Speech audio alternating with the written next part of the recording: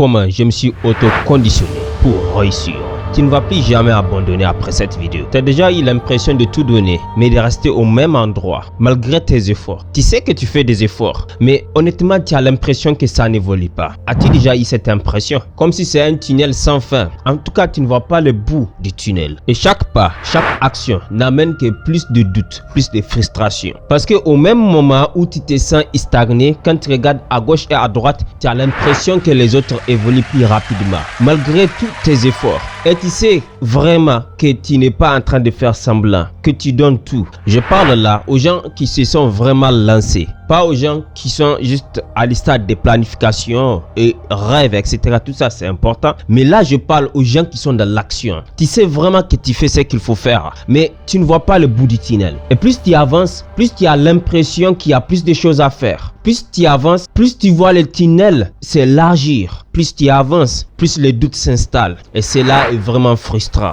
Je le sais parce que je vécu cela. Et quelque part, je ne suis pas forcément sorti totalement de cela. C'est pourquoi j'ai décidé de faire cette vidéo pour te montrer exactement comment je me suis auto-programmé à réussir. Et après cette vidéo, tu vas te rendre compte d'une chose. C'est carrément impossible pour toi d'abandonner. Exactement. Pourquoi? Parce que je suis conscient à quel point cela est dangereux. Cette zone là où quand on fait les efforts, on a l'impression que les efforts n'amènent aucun résultat. Là où quand on fait les efforts, on a l'impression que le tunnel s'élargit. Vraiment là, il n'y a pas un espoir pour réussir. Pourquoi? Parce qu'on va finir par abandonner. Et Dieu sait combien de projets j'ai abandonné, souvent sans même le savoir. C'est vrai, j'ai quelques bons principes qui m'ont toujours aidé à revenir tout de suite. Malheureusement, le temps ne s'arrête pas. Je perdais du temps, énormément de temps. Parce que chaque fois, j'abandonne. Quand je me rends compte que j'ai abandonné, je reprends encore, j'abandonne, je reprends encore. Mais ça, c'est un boucle sans fin. C'est pourquoi, quand je me suis rendu compte de cela, j'ai pris le temps de me former, d'apprendre là où je dois apprendre avec des gens qui ont déjà fait le parcours avant moi. Et aujourd'hui, je modélise. Je peux vous dire une chose, c'est incroyable ce qui peut arriver une fois qu'on comprend comment les choses se font. Écoutez, après cet exemple que je vais vous donner, vous allez comprendre exactement ce qui se passe et vous allez voir exactement pourquoi d'autres réussissent plus vite que toi et pourquoi tu as l'impression que tu ne réussis pas assez vite. Et je vais te donner 4 clés dans cette vidéo qui vont t'aider également à mieux réajuster les choses, à te reprogrammer pour réussir à ne jamais abandonner, mais surtout à faire les choses avec amusement et avec sourire.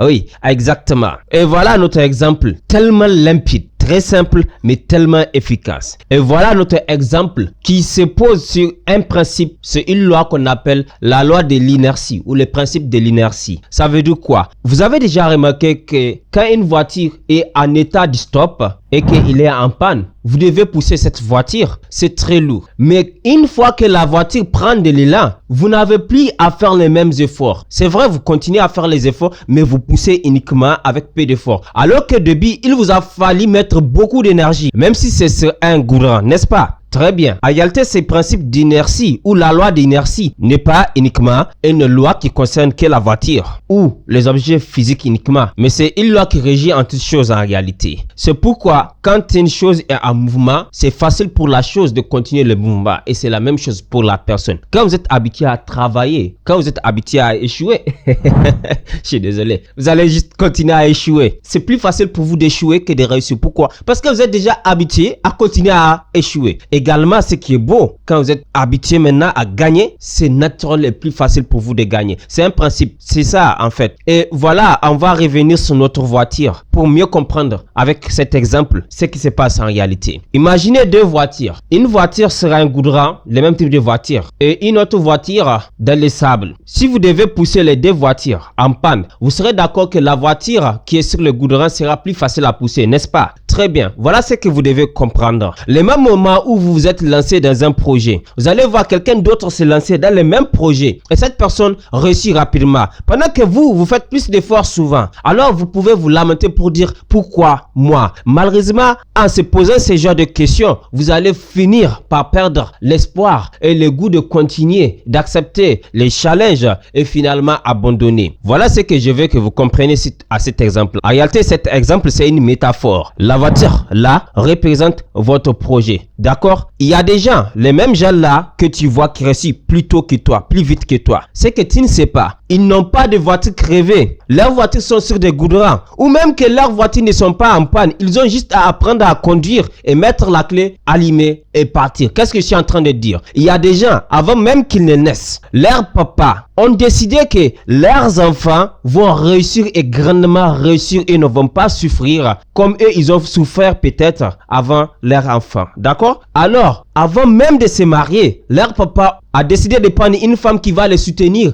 a éduqué que quelques groupes d'enfants. Il a décidé qu'il ne fera que 5 enfants qu'il va suivre jusqu'à leur réussite. C'est une décision personnelle. On ne blâme pas ceux qui font 20 enfants ou 30 enfants. C'est une décision personnelle. Le plus important, c'est de prendre votre responsabilité en tant que parent. D'accord? Mais là, la personne a décidé d'investir dans l'avenir de son enfant avant même son arrivée au monde. D'accord? La personne en question a tout facilité pour son enfant. Donc cet enfant, quand il grandit, il va venir trouver une voiture sur le goudron avec un moteur neuf. Il faut juste qu'il apprenne à conduire la voiture. Tu me suis? Alors l'enfant là, quand il lance son projet, le même type de projet que toi tu as lancé, toi, le fils de la personne qui s'est juste marié, qui n'avait même pas de plan pour sa propre vie, mais on doit se marier, peut-être qu'il est musulman, un musulman doit se marier, ou pour la société, la personne s'est mariée, faire des enfants, vous êtes venu, même vous nourrir, il faut que la personne anticipe cela, la personne n'avait pas planifié cela, la personne n'avait pas travaillé pour cela, même pour vous nourrir, il se débrouille. Ok, toi tu as grandi et tu as décidé que tu veux réaliser de grands projets, très bien, mais il faut savoir une chose, tu n'es pas au même niveau que cet enfant. Cet enfant est parti de 0 ou même de 10 ou de 20. D'accord? Pendant que toi, tu pars de moins 100 ou moins 1000. Tu me suis? Peut-être que toi, ta voiture n'est pas crevée pour que tu la pousses sur le goudron. Non, non. Toi, ta voiture n'a même pas de jantes. Tu me suis? Il faut te débrouiller maintenant pour avoir des jantes. Te débrouiller maintenant pour avoir des pneus crevés. Te débrouiller pour finalement à commencer à pousser ta voiture pour que ça prenne de l'élan. J'espère que vous avez bien compris notre métaphore ici. Exactement. Si vous avez l'impression que des gens réussissent plus vite que vous, pendant que vous travaillez plus qu'eux, pendant que vous faites plus d'efforts qu'eux, il faut savoir une chose, vous n'avez pas les mêmes vies, vous n'avez pas les mêmes points de départ. Ils sont au devant de vous, pas par votre faute, non. C'est que vous ne contrôlez pas tout. Et si vous posez la question aux meilleurs joueurs de poker selon les experts, les meilleurs joueurs de poker deal avec les cartes qu'ils ont en main. Ne se plaignent pas qu'ils n'ont pas les bonnes cartes. Exactement. Et quand on commence à se plaindre, à dire que réussissent plus tôt, moi je ne réussis pas, je travaille durement. Ok, peut-être le problème c'est moi. Exactement. Parce que ce genre de questionnement, c'est là où ça va nous amener forcément. Le problème c'est nous. Et finalement on va abandonner. Pourquoi le problème ne sera-t-il pas nous? Quand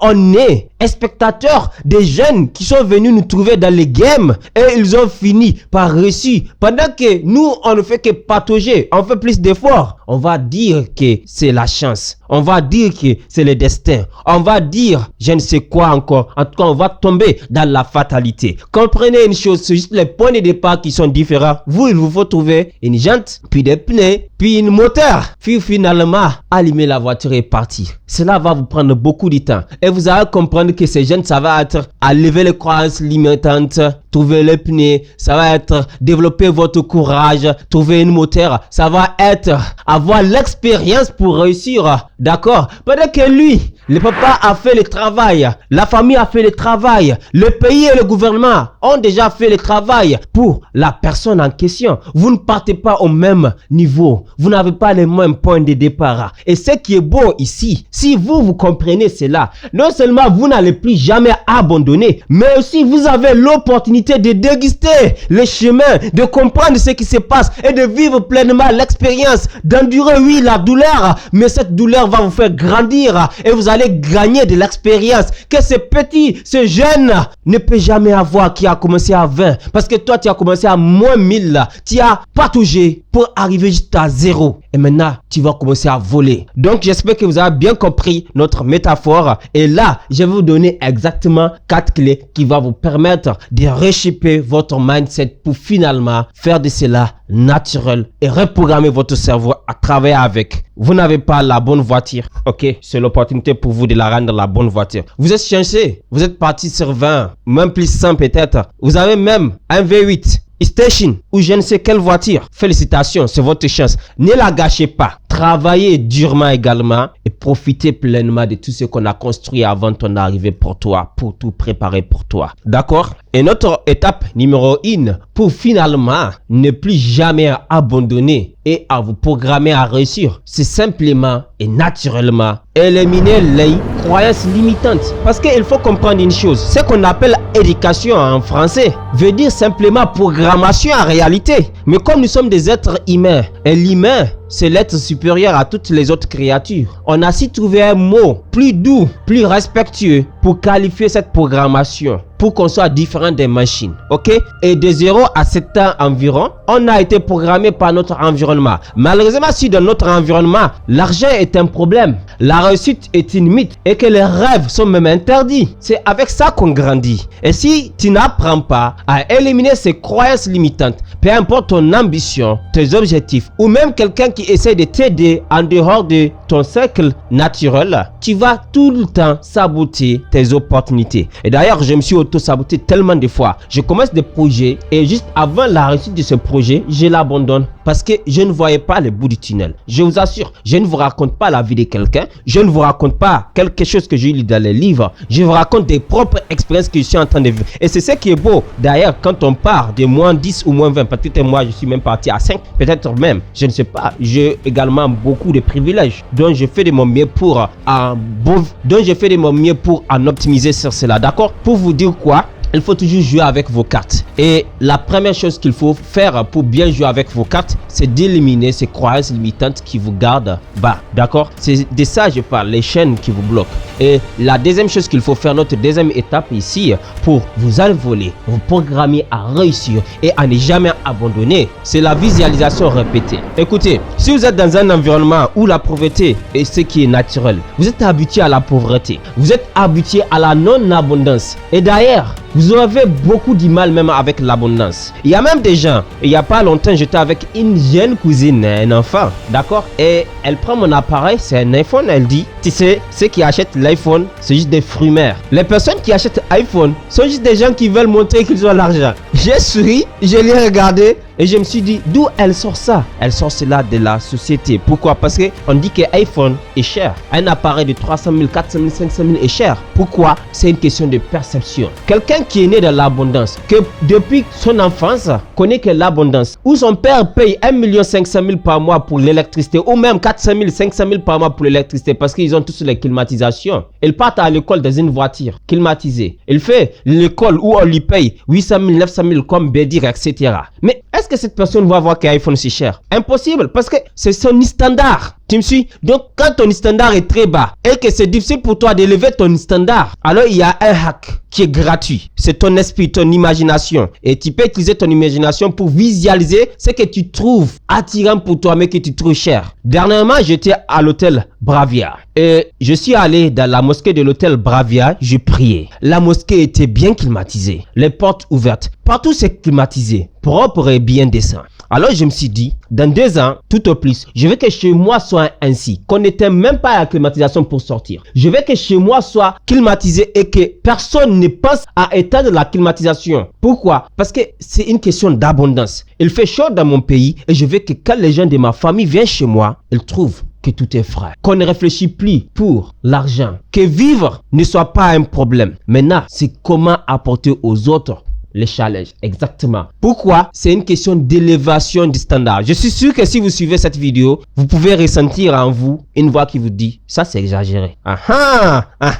J'ai donné cet exemple par exprès pour vous aider à voir en vous s'il y a quelque chose à éliminer, c'est quoi travailler. D'accord? Il faut éliminer vos croyances limitantes et maintenant il faut visualiser. Pour vous dire, d'ailleurs je visualise cela et pour vous dire je ne vais pas gaspiller de l'argent. En réalité, je compte faire une installation solaire complète qui va rendre ma maison autonome à 100%. Donc allumé ou pas, c'est la même chose parce que le soleil est gratos. Exactly. Tu me suis? Exactement. Il faut savoir élever ton standard de vie. Il faut être ambitieux. Et pour être ambitieux, la meilleure façon, c'est d'utiliser la visualisation répétée. Pas une fois, pas deux fois, pas 100 fois, pas 1000 fois. Pourquoi? Parce que depuis que tu étais enfant, tu ne visualises que tout le temps la pauvreté. Pourquoi? Parce que là, voilà, c'est la pauvreté. C'est ça ton standard. Pour que tu arrives à imposer à ton cerveau des nouvelles standards, c'est de visualiser, visualiser, visualiser. Et n'hésite pas, si les moyens financiers te les permettent, de temps en temps, moi je le fais tout le temps. Mais depuis un moment, je suis dans des challenges énormes. Ça fait plus d'années maintenant, je le fais pas. Sinon avant, chaque semaine, chaque dimanche, je sors pour aller dans un restaurant ou dans un parc pour prendre du temps pour moi-même. Ça me plaît. Maintenant, à cause des challenges que je me suis imposé, qui essaient de m'écraser, ça me rend fort. Et je sais que je vais les prendre à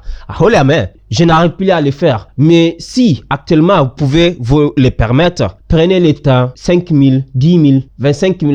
En fonction de votre niveau financier, partez à Radisson Blu, partez à nous. Payez une chambre, dormez dans la chambre 200 000 la nuit si vous pouvez le faire. Dormez dans une chambre pour laquelle vous payez 200 000 la nuit uniquement. Changera votre esprit pour toujours, je vous l'assure. Et ne descendez pas en bas pour aller manger. Prenez le téléphone, appelez garçon, envoyez-moi le menu avec les plats les plus chers et dépensez 500 000 une seule nuit. Après, dans la nuit à venir, vous serez multimillionnaire, c'est sûr. Pourquoi? Parce que vous avez fini avec les standards des petits joueurs. N'hésitez pas à dépenser. Élevez votre standard. C'est la seule façon pour votre cerveau de comprendre que ce n'est pas normal d'être fauché. C'est la seule façon que vous avez pour éduquer votre cerveau à ne plus tolérer la misère, la pauvreté et la survie. Parce que c'est inacceptable. Et je ne peux pas comprendre comment quelqu'un peut accepter la pauvreté et ne fait rien pour éliminer cela de sa vie.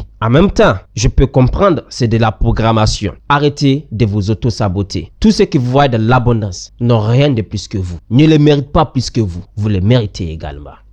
Alors là, on va voir notre étape numéro 3 pour montrer au cerveau que vous méritez cela, mais surtout que le cerveau a le devoir de coopérer pour que vous finissiez par sortir de ce trou qui est juste là en fait comme une épreuve pour vous aider à devenir meilleur, ok? Et cette étape numéro 3 qui est très importante, c'est de fêter nos petites victoires. Ne négligez plus les petites victoires. Plus jamais. Pourquoi? Parce que le cerveau fonctionne par la dopamine. Et quand on fait un projet qui prend beaucoup de temps sans succès, on n'a pas de dopamine suite à la poursuite de ces projets. Mais quand on ne reçoit pas de dopamine suite à la poursuite de nos objectifs, de nos projets, ce qu'on va trouver, c'est là ennuyant. Et si on trouve cela ennuyant, c'est un problème. Tu me suis? Alors la meilleure façon pour vous de rendre excitant la poursuite de votre objectif et même addictif, parce qu'actuellement c'est addictif pour moi, la poursuite de mes objectifs. Tout le temps je découvre des choses, tout le temps je travaille, mais chaque fois j'ai l'impression que je réalise de grandes choses. Pendant que ce ne sont que des petites victoires. Mais en même temps, ce sont ces petites victoires qui s'accumulent